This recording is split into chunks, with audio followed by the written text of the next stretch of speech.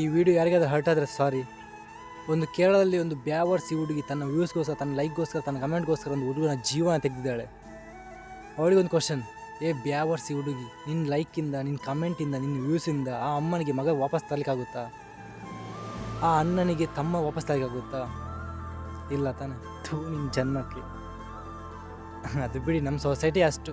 In case ಅವ್ನು ಬದುಕಿದ್ರೆ ಈಗ ಅವನದೇ ತಪ್ಪು, ಅವನು ದೊಡ್ಡ ಕಾಮುಕ್ಕ, ಅವ್ನು ಮಾಡಿದೆಲ್ಲ ತಪ್ಪು ಅಂತ ಹೇಳಿ ಅವನು ಸಾಯಿಸಿದ್ರಿ. ಅದನ್ನು ಬಿಟ್ಟು ಅವ್ನು ಮಾಡಿದ ಸರಿ, ಅವಳು ಮಾಡಿದ ತಪ್ಪ ಅಂತ ಯಾರು ಹೇಳ್ತಿರ್ಲಿಲ್ಲ. ಅವನು ಕೀಳಾಗಿ ನೋಡಿ ಇನ್ಸಲ್ಟ್ ಮಾಡಿ ಸಾಯಿಸ್ತಿರ್ತಾನೆ ಅಷ್ಟೇ. ಹುಡುಗಿ ಮಾಡಿದ್ದು ಸರಿ, ಹುಡುಗ ಮಾಡಿದ್ದು ತಪ್ಪು. ಅನ್ಯ ಒಂದು ಜೀವ ಇತ್ತು.